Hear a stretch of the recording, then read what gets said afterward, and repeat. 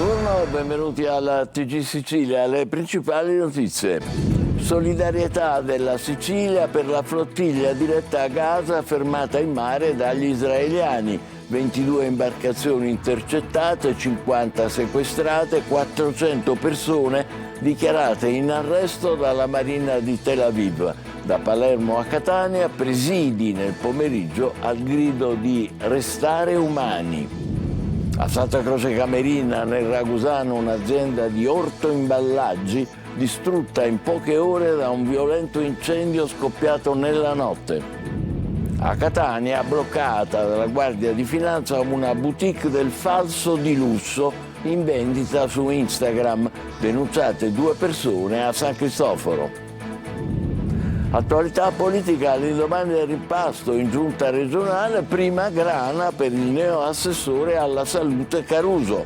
Ci sono 29 milioni in meno per la spesa farmaceutica e un tetto per le prescrizioni di medicinali. Protestano i camici bianchi di famiglia.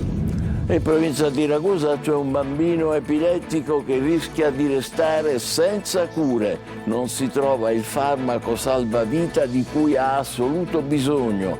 Al nostro TG la disperata battaglia della madre. Il ponte del 1° maggio dà il via, tempo permettendo, alla stagione balneare in Sicilia. Ma nella spiaggia di Mondello palermitani e turisti non sanno ancora cosa troveranno. Al momento resta confermata la concessione alla italo-belga, ma solo il 14 maggio ci sarà il verdetto finale. Calcio, il Catania guarda i play-off con l'attenzione rivolta all'infermeria. Toscano spera di recuperare gli infortunati, mentre il sorteggio del 14 maggio definirà l'avversaria nella fase nazionale.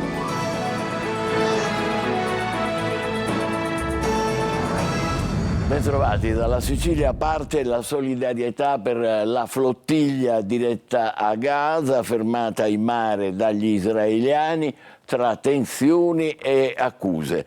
La nostra regione si mobilita, restare umani diventa un grido nelle piazze. Da Palermo a Catania, con presidi oggi pomeriggio a partire dalle 18:30. Roberta Lunghi.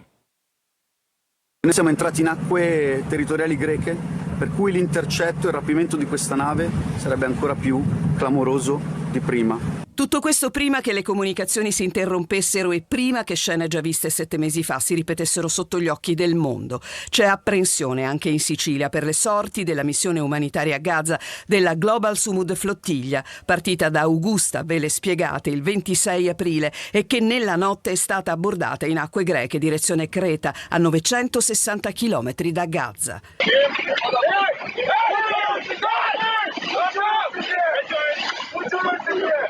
Un soldato armato sale a bordo nel buio, l'equipaggio con le mani alzate, 22 imbarcazioni intercettate, 50 sequestrate, 400 persone in arresto dichiarate dalla Marina di Tel Aviv. Hanno puntato laser e armi d'assalto semiautomatiche ai partecipanti, ne hanno ordinato di andare in prua e mettersi a 4 zampe. Al momento alcuni dei nostri canali di comunicazione sono interrotti. Intanto gli attivisti siciliani rimasti a terra si muovono per dare vita al chiamo nazionale di presidi nelle piazze, di un grido civile che smuova le coscienze. L'appuntamento anche a Palermo in Piazza Verdi alle 19 e a Catania alle 18:30 in Piazza Stesicoro. Per il portavoce della missione si tratta di un'azione di pirateria, la stessa raccontata nel viaggio precedente dal siciliano di Alcamo a bordo della missione, Vito Raspanti, che proprio da Augusta aveva salutato la nuova partenza. Abbiamo il coraggio di restare umani, aveva scritto, finché i bambini potranno saltare solo per gioco, mai più costretti a farlo per il sibilo di un drone. Naufragio del Beizian. L'affondamento di 2 anni fa non è stato solo colpa della tempesta. Lo dicono i periti incaricati dalla Procura di Termini Imerese. Le indagini comunque continuano, ci sarà ancora un'altra perizia sulla dinamica della sciagura. Desiree Ferrito. Non fu una tempesta a far affondare il Beizian, non un uragano, ma un errore umano. La notte del 19 agosto del 2024 a Porticello non si scatenò un evento meteo estremo. Secondo le ultime anticipazioni della consulenza richiesta dalla Procura di Termini Imerese, si trattò di un semplice groppo meteorologico, un improvviso rinforzo del vento tipico dei temporali, ma non tale da rendere inevitabile il naufragio. Una conclusione netta: lo yacht poteva essere governato. Si allontana così definitivamente l'ipotesi di condizioni climatiche eccezionali e incontrollabili. Per gli investigatori a causare la tragedia sarebbe stato soprattutto una catena di errori umani, sottovalutazioni, scelte tecniche sbagliate e comportamenti non adeguati dell'equipaggio. Nel naufragio persero la vita il magnate inglese Mike Lynch, proprietario del Bayesen, la figlia Hannah, il cuoco di bordo Re Carlo Thomas, i coniugi Jonathan e Giusy Bloomer e Chris e Neda Morvillo. A 1 anno e 8 mesi dall'avvio delle indagini il quadro si fa sempre più chiaro. I periti hanno analizzato la struttura del veliero, simulato l'ingresso dell'acqua e studiato le possibili vie di allagamento. Sotto esame anche i tempi di reazione dell'imbarcazione e dell'equipaggio, mentre saranno fondamentali i dati degli hard disk recuperati dal ponte di comando e dalla sala macchine, presta al vaglio degli esperti. Tra gli elementi più delicati la posizione dello yacht al momento delle raffiche. Il Bayesen sarebbe stato colpito di lato, con la prua non correttamente orientata. E ancora, il ruolo della chiglia retrattile, se alzata avrebbe ridotto drasticamente la stabilità dello scafo, impedendogli di rialzarsi. Una tragedia che secondo gli inquirenti forse si poteva evitare. A Santa Croce Camerina, nel Ragusano, un'azienda di ortoimballaggi completamente distrutta in poche ore da un violento incendio scoppiato nella notte. Ancora Desiree Ferrito. Completamente distrutta dalle fiamme è il drammatico bilancio del vasto incendio che nella notte ha devastato la sede dell'azienda Orto Imballaggi lungo la strada che collega Santa Croce Camerina a Comiso, nel Ragusano. Le fiamme sono divampate intorno alle 3 del mattino, propagandosi in pochi minuti all'intera struttura a causa della tipologia dei materiali presenti all'interno dello stabilimento. Un rogo violento che ha richiesto un imponente dispiegamento di mezzi e uomini. Sul posto sono intervenute per prime le squadre del distaccamento dei Vigili del Fuoco di Santa Croce Camerina, seguite da un'autoscala e un'autobotte provenienti da Ragusa e dal supporto del distaccamento di Vittoria.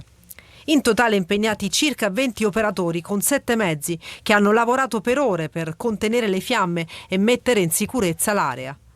Nonostante la devastazione dei locali, i Vigili del Fuoco sono riusciti a evitare conseguenze peggiori. Perdere in poche ore il frutto di anni di sacrifici, impegno e passione è una ferita che va oltre il danno materiale, scrive il sindaco di Santa Croce, Peppe Di Martino, su Facebook. Le operazioni di spegnimento sono proseguite per tutta la mattinata, mentre sul posto sono intervenuti anche i carabinieri di Vittoria, Ragusa e Santa Croce Camerina, che hanno avviato le indagini per accertare le cause dell'incendio. I carabinieri di Enna hanno arrestato a Lecce un 23enne accusato dell'omicidio di Salvatore De Luca, morto lo scorso dicembre in seguito a una violenta aggressione avvenuta a Catena Nuova. La vittima era stata picchiata brutalmente fino a perdere i sensi. All'origine del mortale pestaggio, contrasti personali. A Palermo colpi d'arma da fuoco sono stati esplosi contro un'auto e un'abitazione, eccoli qua, in via Don Minzoni, scatenando poi una rissa. La polizia sta cercando di ricostruire se ci siano collegamenti con un'altra sparatoria che era avvenuta 3 giorni fa sempre all'interno dell'area delle case popolari. Ancora a Palermo, calci e pugni a un uomo che aveva rimproverato un gruppo di ragazzi che, giocando in una villetta davanti alla chiesa di Sant'Arcisio, lo avevano colpito con una pallonata. La vittima ha riportato la frattura del setto nasale. Adesso a Catania, le immagini della vendita su Instagram di merce di lusso contraffatta e bloccata in diretta dalla Guardia di Finanza nel quartiere di San Cristoforo. Denunciate 2 persone. Emanuela Corsi. Vedete che bello? Guardia di Finanza! Guardia di Finanza, signora. Buongiorno. Alla fine la vendita non è andata bene neanche su Instagram per questa coppia di titolari di merce contraffatta. La Guardia di Finanza di Catania ha fatto irruzione nel locale adibito a Boutique del Falso e bloccato la diretta, mentre una donna bionda cercava di fare affari mostrando al pubblico un completo con top e pantalone abbinato. Siamo pochi perché noi di solito la facciamo su TikTok, però la bloccano su TikTok ogni volta, quindi sto cercando di far salire le persone qua su Instagram e farla qua per evitare che la bloccano, la segnalano. I gestori del profilo social, come ammesso dalla stessa venditrice, avevano lasciato TikTok per evitare segnalazioni preferendo il più sicuro Instagram, ma non sono sfuggiti ugualmente alle fiamme gialle, che li hanno individuati e hanno localizzato il magazzino situato in un cortile nel quartiere catanese di San Cristoforo. All'interno c'era un vasto campionario di prodotti delle migliori Griff, ovviamente contraffatti, oltre 1200 prodotti tra borse, abiti, scarpe, cinture, portafogli e altri accessori a prezzi di gran lunga inferiori a quelli di mercato, sequestrati dai finanzieri.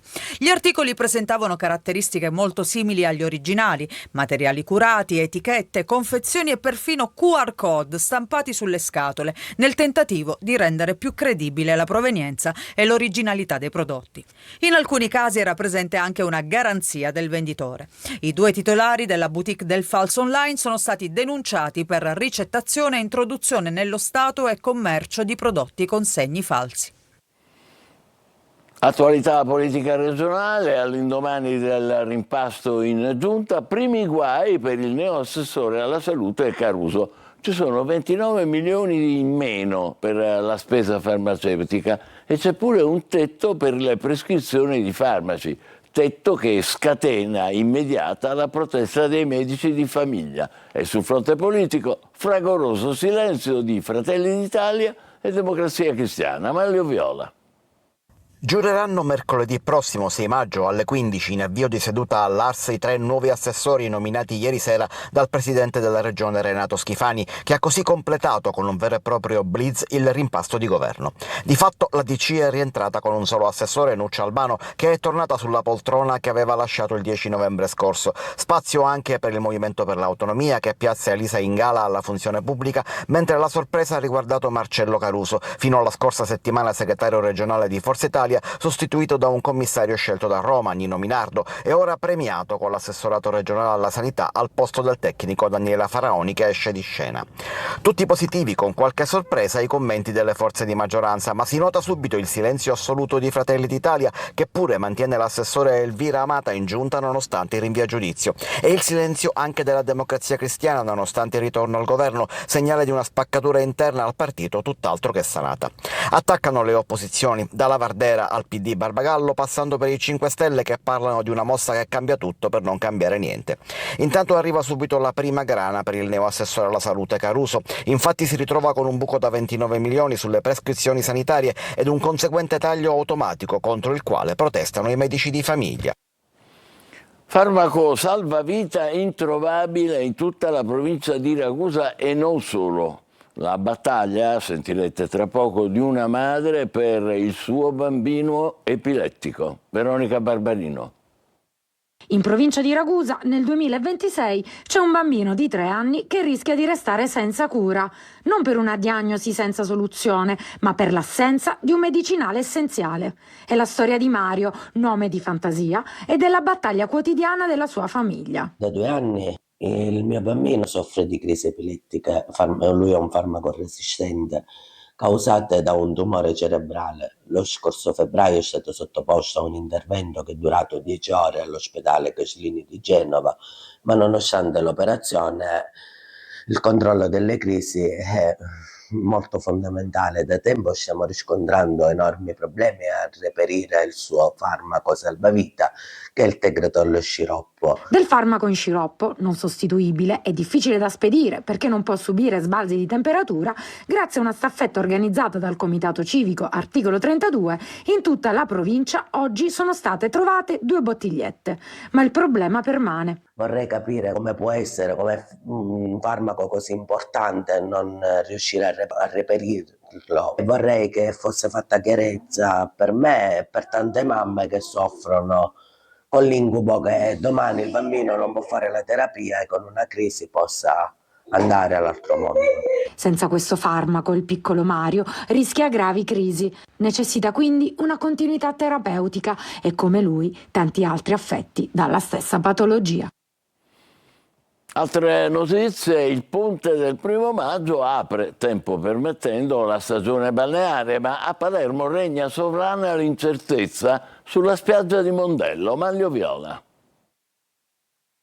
Il lungo weekend del 1° maggio dà il via di fatto alla stagione balneare in Sicilia. Palermitani e turisti si riverseranno da domani e per 3 giorni di seguito in spiaggia a Mondello, ma di fatto non sanno cosa troveranno. Per la borgata marinara della città regna infatti un clima di incertezza. Proprio oggi il Consiglio di Giustizia Amministrativa ha confermato la sospensione del provvedimento con il quale la Regione aveva revocato la concessione alla immobiliare italo-belga che gestisce la spiaggia da 116 anni.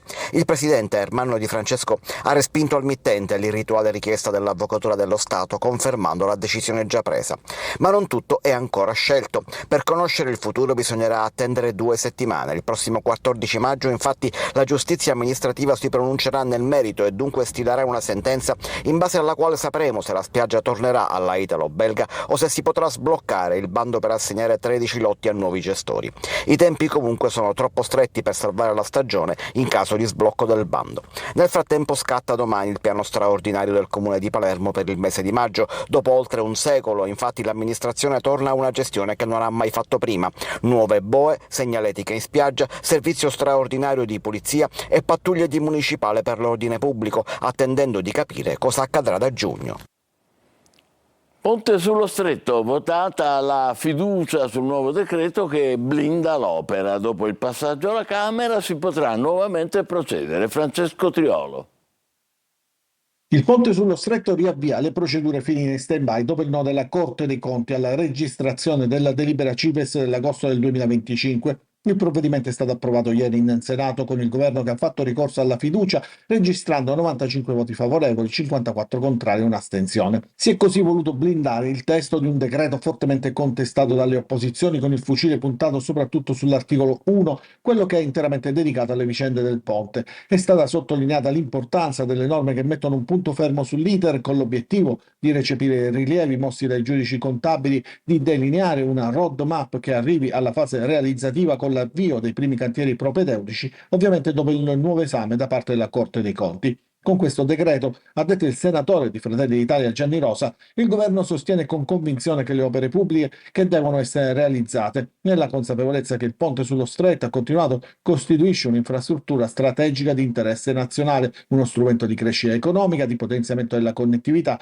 e di riduzione del divario strutturale che separa il Mezzogiorno dal resto del paese e dall'Europa. E intanto, sempre ieri, l'assemblea della società Stretto di Messina SpA ha confermato Pietro Ciucci, amministratore delegato, e nominato presidente Maurizio Basile. Ieri l'assemblea della società ha approvato il nuovo consiglio di amministrazione, il nuovo collegio sindacale in carica per il prossimo triennio. Sono contento di aver ricevuto una conferma per i prossimi 3 anni, ben conscio dell'impegno necessario per portare a compimento questo importantissimo progetto e per avviare la fase realizzativa già alla fine di quest'anno. A Palermo 44 anni fa veniva ucciso dalla mafia Pio La Torre. Numerose le iniziative per ricordarlo insieme con Rosario Di Salvo. Questa mattina sul luogo dell'eccidio in via Limuli 1 minuto di silenzio e deposizione di una corona. Marco Gullà. Palermo ricorda Pio La Torre e Rosario Di Salvo, uccisi dalla mafia il 30 aprile del 1982. A 44 anni da quel delitto la città ha rinnovato il suo impegno con una giornata di iniziative tra memoria, istituzioni e scuole. Le celebrazioni si sono aperte in mattinata in via Limuli, luogo dell'eccidio. Una giornata che non è solo commemorazione ma anche occasione per ribadire l'attualità dell'impegno di Pio La Torre. Politico e sindacalista si impegnò nella lotta alla mafia e per difesa della legalità, temi ancora centrali nella Sicilia di oggi. Sua la legge che permise di confiscare ai mafiosi i patrimoni accumulati con attività criminali. Di quest'anno ricordiamo non soltanto il 44esimo anno dall'uccisione, ma anche il 50° anno della relazione antimafia. Quest'anno l'abbiamo ricordato più volte, stamattina ha un significato profondo ricordarlo anche di fronte alla lapide di Pio La Torre e di Rosario Di Salvo. E Pio La Torre ci ha indicato una strada, che è quello che contrastare la mafia e lavorare e battersi per liberare la Sicilia da questo K è uno dei presupposti per lo sviluppo e la crescita di questa nostra regione. Catania al Wonderland consegna dell'assegno donato da Banca e Fondazione Mediolanum per le cure dei bambini con malattie oncologiche, un'iniziativa che ha trasformato le scelte dei clienti in un gesto solidale. Orazio Longo. Un maxi assegno da 164.000 euro per il progetto di accompagnamento alla riabilitazione globale in favore dei bambini affetti da malattia oncologica. A sostenere l'associazione Wonderland ETS di Catania, la Fondazione e la Banca Mediolanum. A consegnare l'assegno Sara Doris nell'ambito dell'iniziativa solidale dal titolo Quello che sembra impossibile insieme diventa possibile. L'iniziativa ha trasformato le scelte dei clienti in un gesto solidale con una donazione automatica di 3, 6, 25 oppure 50 euro a seconda del tipo di prodotto sottoscritto. L'anno scorso è stata fatta tutta un'attività di raccolta fondi che poi ha portato alla donazione che ufficialmente celebriamo oggi. Le altre donazioni sono state fatte a favore di 2 altre realtà, la Città della Speranza di Padova che si occupa di oncologia e a Mission Bambini per un intervento all'ospedale di Guarda di Milano sempre riguardo all'oncologia, e quindi ecco, partendo da nord a sud riusciamo ad essere presenti nel territorio. Il progetto prevede la presa in carico globale del bambino con malattia oncologica, sin dalla diagnosi, includendo l'intero nucleo familiare. L'obiettivo è offrire loro un luogo sicuro, Wonderland, dove affrontare insieme la complessità che una diagnosi di cancro in età infantile implica. Viene applicato il primo modello di casa laboratorio con un programma di riabilitazione globale per il bambino, ma anche per i suoi fratelli e per i suoi genitori, metodo premiato con Economie della Fiducia 2019 e che integra psicologia, arte e architettura, offrendo ai piccoli pazienti interventi di arte terapia, riabilitazione e sport. Qualche breve minuto di pausa, subito dopo per il calcio, il Catania verso i play-off, ma con il pensiero all'infermeria. State con noi, vi aspetto.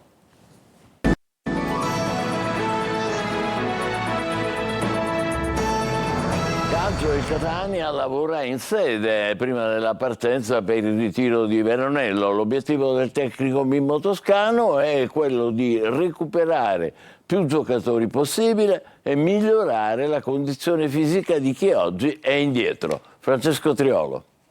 L'attenzione in casa Catania è alta soprattutto guardando all'infermeria, è lì che si concentra in questi giorni la preoccupazione e l'interesse maggiore di Mimmo Toscano e del suo staff.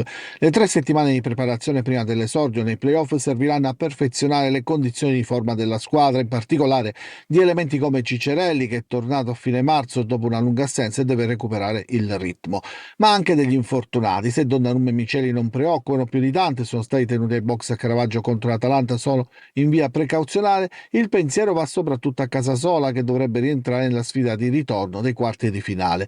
Tempi più lunghi per Corbari, atteso in campo per le eventuali semifinali, così come Rolfini in fase di lenta ripresa. Da valutare poi c'è Lunetta alle prese con un fastidio agli adduttori. C'è tempo, considerato che il Catania da secondo in classifica comincerà la sua corsa nel secondo turno della fase nazionale. L'andata il 17 maggio in trasferta, il ritorno il 20 maggio al Massimino.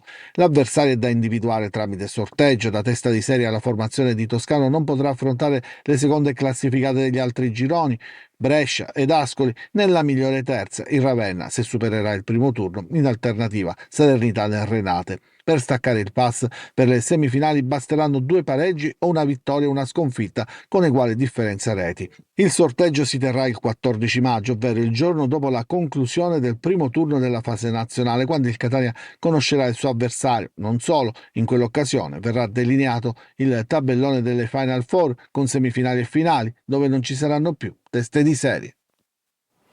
Noi ci fermiamo qui, appuntamento per altre notizie alle 20, grazie per l'ascolto e buon pomeriggio.